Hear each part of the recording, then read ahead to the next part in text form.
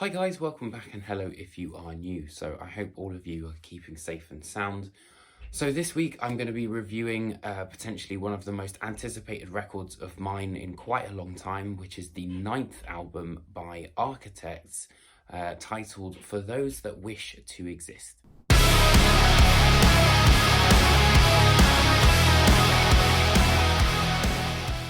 The record is all about the questioning of humanity and the fact that we as humans are unable to kind of change into this more sustainable way of living. We see it every day, but we don't necessarily act on it. That's kind of what I've gleaned from it. But the beauty of this album is that it can be both incredibly defeatist and kind of make you feel very sort of as though there's no point and the planet is lost. But then at the same time, actually, you know, there is something worth living for, and this is kind of like what we're fighting for. But there are a couple of tracks which I think kind of bridge the gap between Holy Hell and For Those That Wish to Exist, which is Discourse is Dead, and Libertine as well.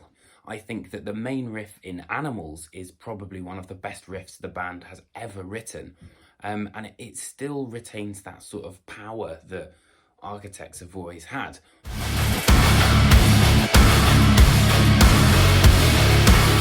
And particularly on Black Lungs and Goliath, Impermanence as well. All three of these tracks, you know, kind of showcase this sense of real sort of power, really. Meteor is a fantastic example of that. You know, it's one of the biggest choruses I think the band have ever had, but it's all about that sort of build-up, you know, putting the pre-chorus together before you get to the chorus, and then that sort of huge euphoric like bit where you just kind of like lose yourself.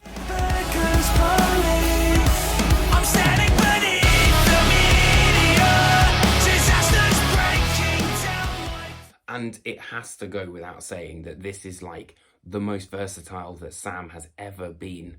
An Ordinary Extinction and Flight Without Feathers, for example, has him kind of like singing. And then you've got falsetto kind of stuff coming in on Giving Blood.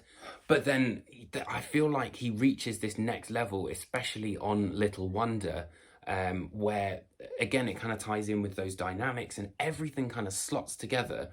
And he's also joined by some amazing artists, and I think they kind of enhance the song a lot. So like, you know, Winston from Parkway Drive has that sort of power. Mike Kerr from Royal Blood has a really amazing sense of melody. And then I think that my favourite is probably Simon Neil, who he kind of like does this crazy banshee scream, and it was kind of like a throwback to what Biffy Clyro used to do on like Puzzle Era and Vertigo of Bliss and all of that sort of stuff. So I thought that was really, really cool. And as we know, Architects have been experimenting with the idea of electronics and this kind of more industrial-led sound. And I think there's definitely a big nod to, you know, the likes of Nine Inch Nails. And I find that the two of these kind of are put together, and that they don't kind of, it's no longer sort of, you know, the heavy bit and then a bit of an orchestral bit here. There is so much happening on this album. And particularly, there are some times where the strings actually become the focal point. Like, for example, on Dead Butterflies.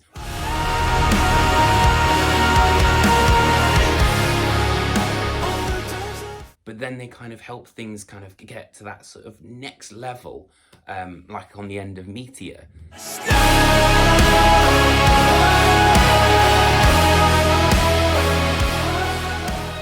You've also got like more sort of atmospheric stuff that it almost reminded me of like Inception, Hans Zimmer sort of thing on Do You Dream of Armageddon, which opens up the album.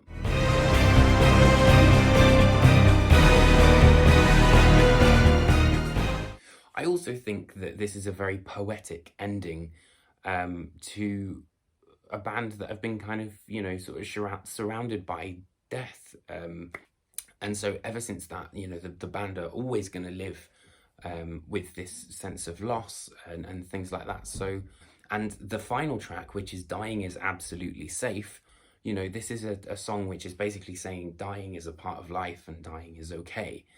So this might not be architects that we've kind of know and love and everything like that, but the best way I can describe it, right, is if you've had a friend, right, you met that friend, say 10 years ago, do you expect that friend to be exactly the same person, to have the same beliefs, all of this sort of stuff? Of course not.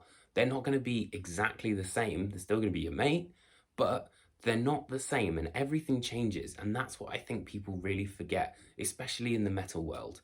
For Those That Wish to Exist is incredibly bold, emotive, and proves that architects really are the torchbearers of the modern metal world.